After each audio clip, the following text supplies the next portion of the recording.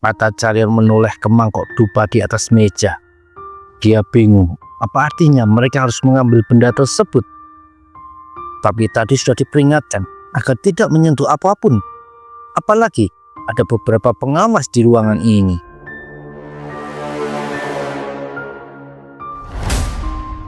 Tapi sebuah tangan maju dan mengambil mangkok dupa itu dengan santainya. Legion mengangkat benda tersebut ke atas dan menunjukkan sebuah tulisan di dasar mangkok. "Lihatlah," katanya pada Carrion yang melihat tulisan Aula Dragon and Phoenix. Carrion bingung, tidak mengerti maksudnya. Tertulis pertandingan dimulai saat kita masuk kan? Yang artinya ini baru gerbang pertama, kata Legion. Tahu-tahu terdengar suara orang berteriak ke mereka. "Kalian berdua, bukankah tadi sudah dibilang agar tidak menyentuh apapun?" teriak seorang pemuda yang berdiri di sebelah seorang gadis kecil.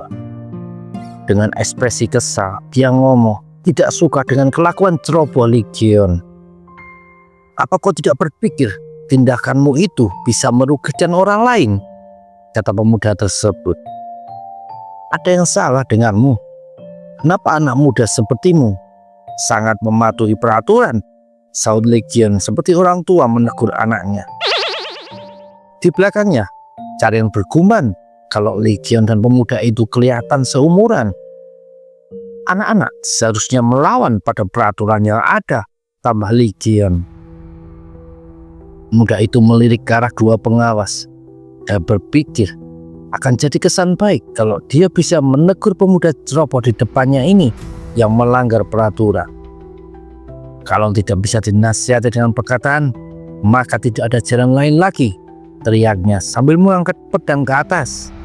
Lalu tangan kanannya meraih gagang pedang dan perlahan menariknya keluar dari sarung pedang. Sedangkan gadis kecil di sebelahnya ngomong agar si kakak tidak terbawa emosi. Tapi Legion bergerak lebih cepat. Dia maju dan tangan kanannya mendorong gagang pedang si pemuda itu hingga masuk kembali ke sarung pedang. Si pemuda terkejut. Dia tidak kuat menarik keluar pedangnya karena ditahan dengan kekuatan tangan Legion. "Jangan mempermalukan dirimu sendiri dan dengarkan perkataan adikmu ini," bisik Legion dengan ekspresi menyeramkan. Pemuda di depan Legion itu bahkan tidak bisa bergerak karena takut dengan tatapan mata tersebut. Kerumunan mulai menoleh karena keributan kecil tadi. Lalu tangan si gadis kecil menyentuh lengan kakaknya dan ngomong dia tidak boleh sembarangan menghunuskan pedang. Lalu membungkuk minta maaf ke Legion.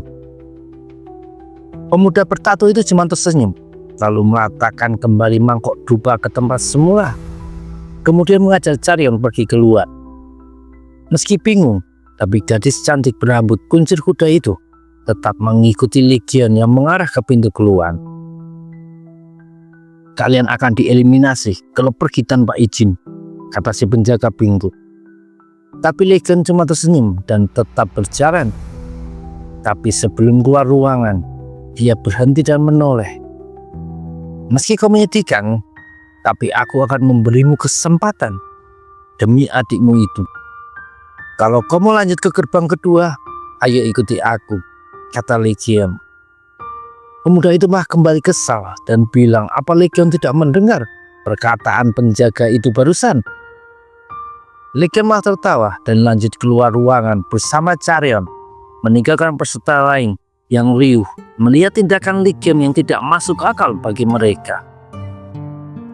Tak berapa lama, Legion dan Carrion sudah berada di depan sebuah bangunan yang di atas pintunya ada tulisan Aula Dragon and Phoenix.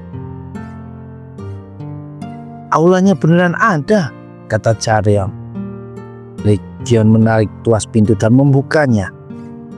Sedang Carrion malah penasaran ada berapa peserta yang lolos ke sini, mengingat tugas tadi dirasa cukup sulit.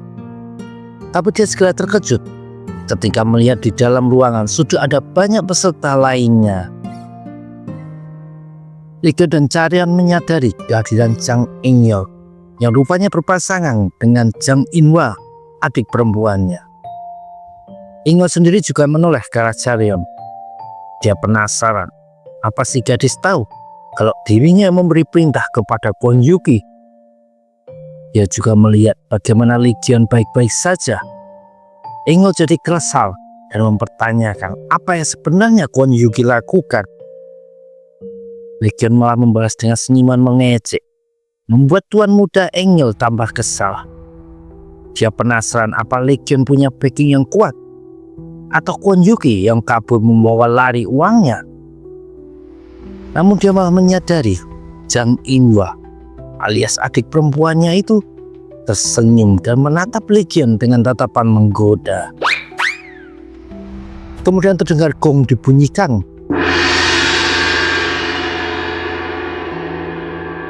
Dan muncul seseorang di lantai 2. Dia adalah Bong So-chan, tetua dari Northern Heaven Supreme Family dan juga penanggung jawab turnamen Dragon and Phoenix.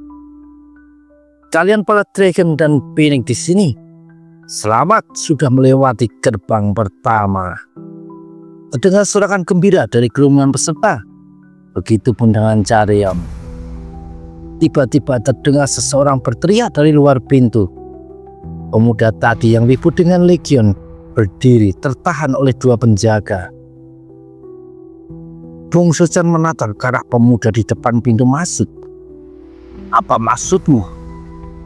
Ketika kita masuk, panitia bilang jangan menyentuh apapun. Makanya kami menuruti perintah tersebut. Tapi faktanya 2 orang ini melanggar perintah. Harusnya didiskualifikasi, teriaknya sambil menunjuk ke arah Legion. Terdengar 2 orang di belakang pemuda itu berteriak setuju dan ngomong kalau ujian tadi tidak bisa diterima. Berhenti merengek, kata Bong So-chan dengan suara keras, membuat teriakan-teriakan itu berhenti.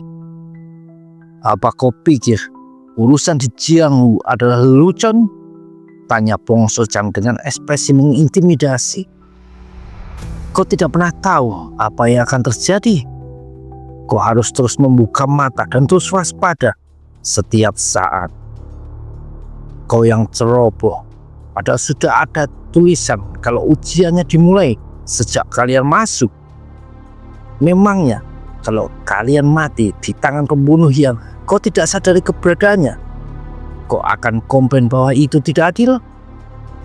Mau komplain ke siapa? Apa ke Yama, si penguasa neraka?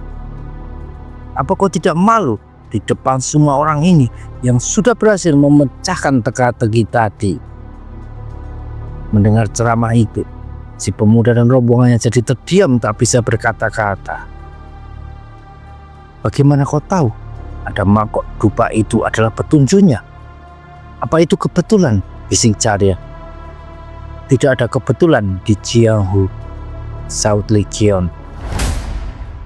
Chaeryeon jadi termangu. Dia merasa Jianghu jauh lebih menakutkan dan lebih kejam dari yang dia bayangkan. Dia merasa kalau bukan karena kepintaran Legion tadi, dia tidak akan bisa lolos tes pertama. Pemuda di depan pintu itu mengajak adiknya pulang dan mengakui kegagalan mereka.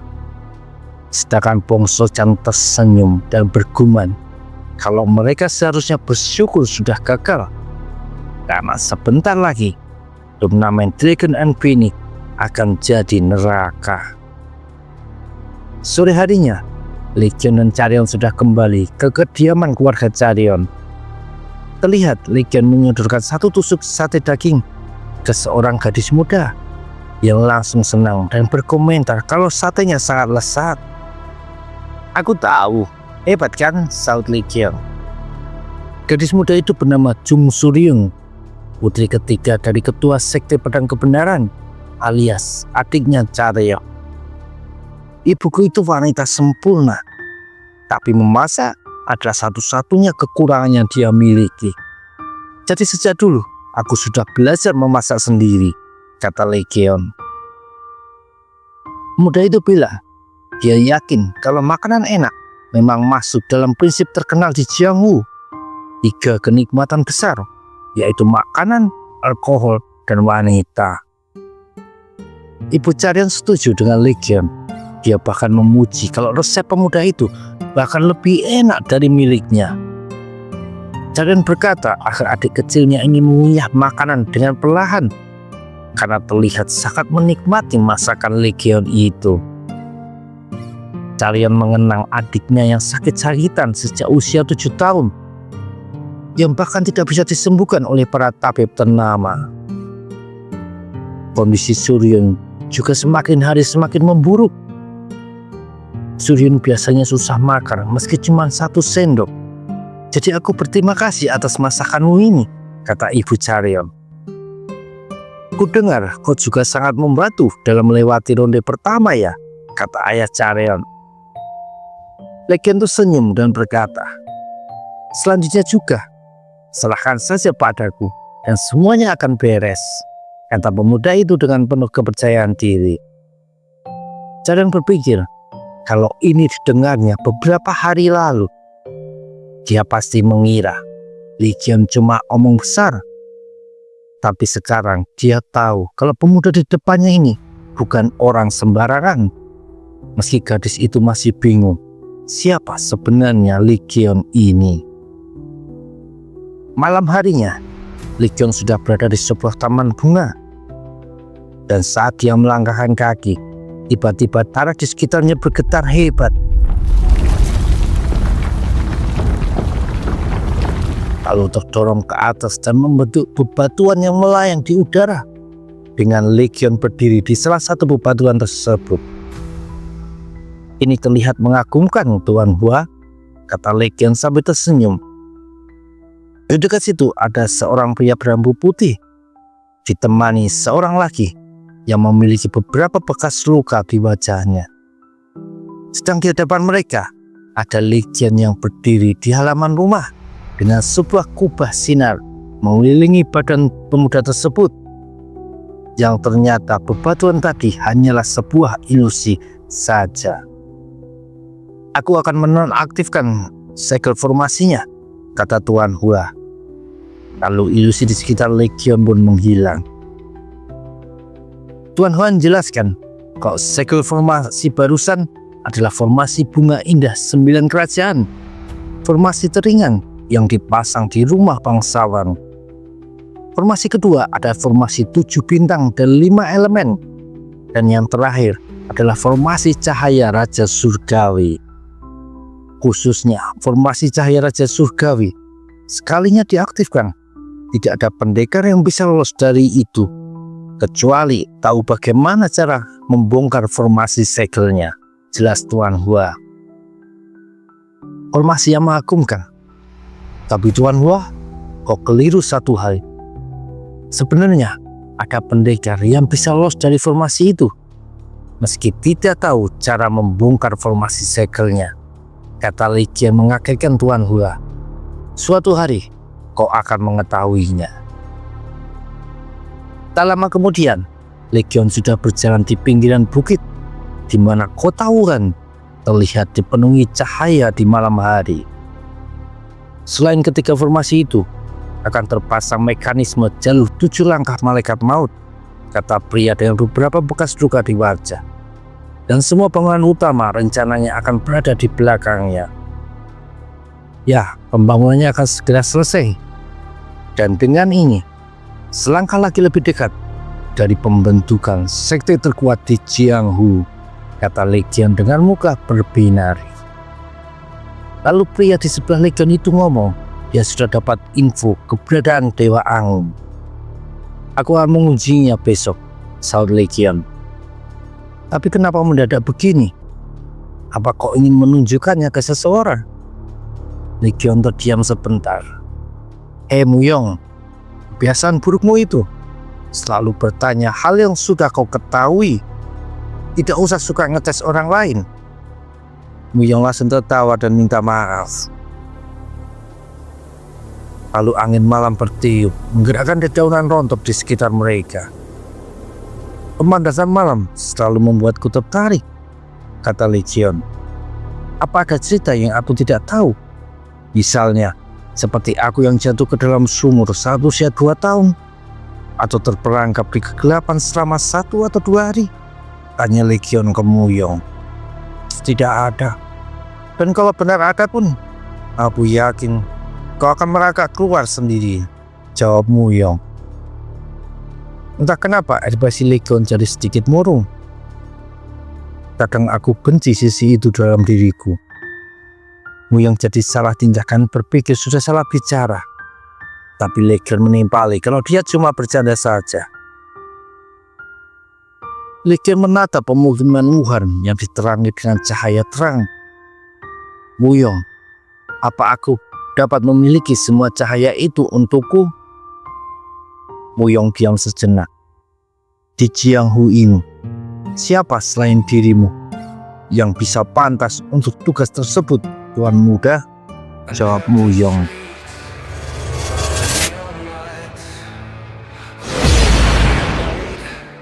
Shadows can shape the fight.